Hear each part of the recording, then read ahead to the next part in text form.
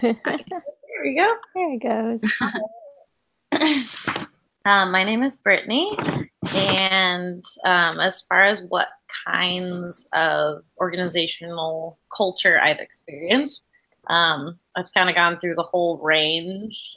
Working at this place called Bagel Tree initially was very negative and non-engaging generally from the leadership. It was kind of a small business, and the particular person who ran the business just, I don't know, all the qualities that create the adaptive type of leadership were just not involved at all, like naming issues, sharing responsibility, valuing other people's input. It was just not present at all. Starbucks I was there for a long time, and it was generally positive. Working at different stores, it definitely varied. I dealt with a lot of different types of leadership. And the other part of the prompt was, do you believe leaders are able to shape culture? And I think, yes, absolutely. They create, part of it is creating a shared meaning. And that is just super important, because if you don't identify with anything, you don't have the motivation to put your best foot forward. But at least most of the managers I had really used the language of the company, the partners, as a very inclusive, motivating thing, where they didn't treat it as this is all you're ever going to do. They were trying to show you tools so that you could move up. So the shared meaning. The Pygmalion effect, I think, is massive. You get what you expect from people, because managers, and just like students, if you treat kids like they don't know anything, they are gonna present themselves as though they know less.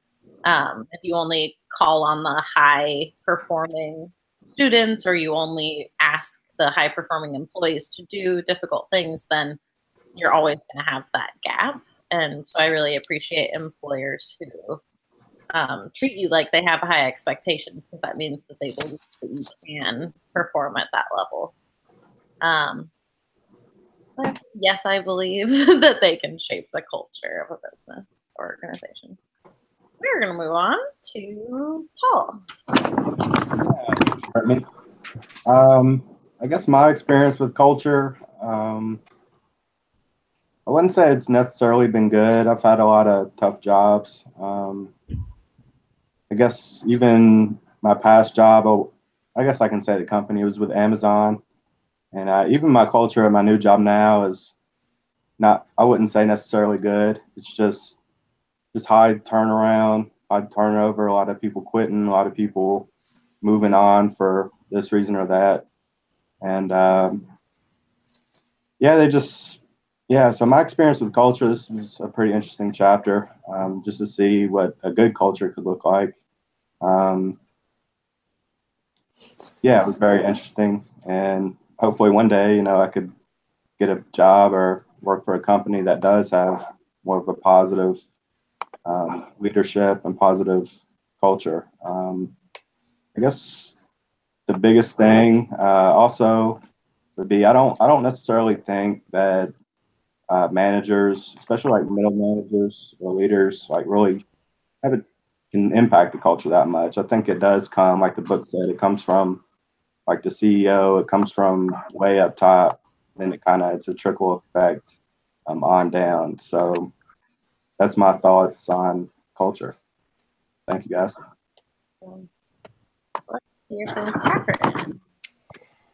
Okay, so when looking at the text and reading some of it, and then also watching the videos from Zappos that we had in our lectures this week, I was thinking about, like, I've worked for Starbucks, but I've also had like very short-term jobs and very minimal experience with other cultures and companies. But what really stood out was, like, when I worked for Best Buy, I worked for Best Buy for 3 months during holiday. So that in itself created such a very negative, competitive culture, to where everything was sales-based. There was no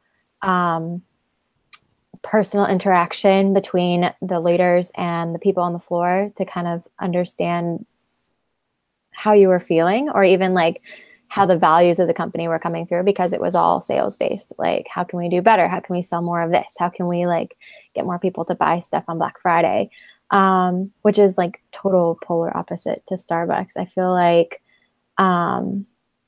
that experience in itself, the 3 months that I was there, I mean, I was working Starbucks and Best Buy.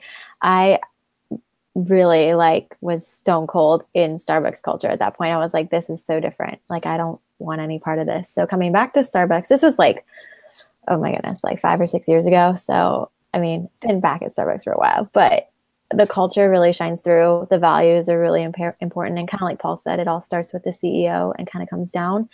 But I do think the leaders, the managers, the assistants for managers, the regional managers, DMs, all that, they really help keep those values fluid, because there's so many people between CEO and where we're at the bottom that the message can be kind of missed. But I do think that they all do a really good job in sharing the culture and making sure that it is brought to light, and that is what's important at the end of the day. It's not about sales goals. It's not about how many Frappuccinos you made. I mean, I know during happy hour, that's a little different, but it's a really nice, important thing when it's like you've sold 500. So, but I really think that staying true to the values, making sure that your people are taken care of, and that it's not work is really, really important. And I wish I had a better example, because Starbucks is awesome. And unfortunately, I feel like Paul's kind of got the short end of the stick because he's at a place that he doesn't enjoy. And it's, then that's that work-life balance that they were talking about in the Zappos, is that like, it's not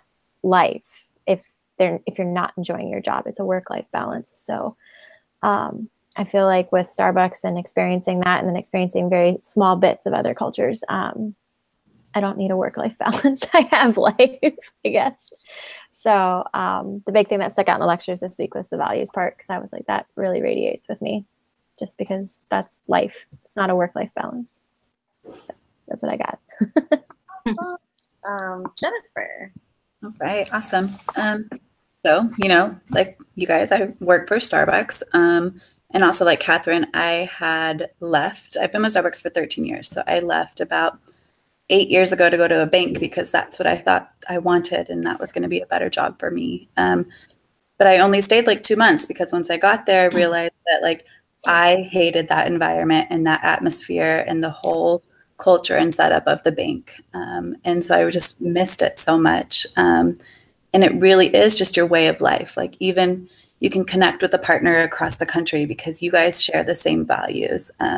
Even not knowing them, like just being a part of that culture is just really important. And I think that Starbucks does a really great job about that. But that being said, the leader does, in my opinion, kind of help keep the culture going and making sure that we are on top of that. So I have worked for leaders that don't necessarily always portray those mission and values that we're supposed to live by. And, myself included as a leader, there's probably days where I don't always do that to the best of my ability. And so try to make sure that like that's something that circles back. There was like a quote in the book that talked about like how successful you are as a leader is the stamp that you put on the culture from the company. And I thought that that was really like impactful, because you are not perfect, but you do need to strive to put your stamp on that culture and keep it going and keep it alive in your organization. And even too, in the Zappos video, it kind of talked about they don't focus on taking care of their customers. They focus on taking care of their employees and making sure that they are, feeling good and they're loving their job, because in turn, they're going to take care of the customers really well when they do that. And so I thought that type of a culture, which is very much like what Starbucks does, is just really positive, and it makes people want to stay. Even though at Starbucks too, we have high turnaround and things like that. It still is just a really positive environment, and not one that you wake up like dreading to go to every day. So yeah, that's what I've got about culture. Awesome. Anna. All right, so I've worked for Starbucks is my longest term job that I've had. But before I worked for Starbucks, I was actually a church musician in a Catholic church in Modesto, where I used to live. And I worked that job for about, actually maybe longer than Starbucks. I worked for about 6 years. And the difference between Starbucks culture and the church's culture was really eye-opening to me when I compared the two. Because when I went to Starbucks, the culture is all about acceptance of people and these, shared values and creating an environment where everybody is welcome and where it's a second home to go to. And where I worked in my old church job, it was very exclusionary and very judgmental, and that kind of environment was not a very nice place to work. And I think that's something to be said when your values don't match the organization you're working for, how you can have that conflict. And I worked that job for years because I needed the money, but when you have the organization that tries to take care of their partners, I experienced that with Starbucks. But with the church that I worked, they didn't really take care of you. They did kind of bare bones, like pay you the bare minimum, expecting, because it's a church, it's for the greater good. And so, but, we have bills we need to pay and, groceries. And so I think that the culture and the leadership that's in the church as opposed to Starbucks was very vastly different. That being said, I agree with Starbucks and what Jennifer was saying too, how, the CEO or the leader of the group can make a big difference, and they kind of set the tone for what's going to be expected. And even though leaders don't always live up to that, that's what they're striving to. And when you do, that's when you're going to be successful. We're talking about the Pygmalion effect. I also agree definitely with Brittney when she was saying that if you treat people like they're dumb or they're not going to get something, or you don't expect that much from them, they're not going to give you that much in return. And you want to kind of bring up your low achievers to those star positions. You have like your superstars and your low achievers. Like, you want to get them on a more even plane in order to be a successful leader, because you're only as strong as your weakest person. And I think just based upon that experience and working from one manager to another, the difference in leadership and living to those values really makes a difference in the culture of the organization. And I think that's it. So, Unless you could think of anything else. Okay.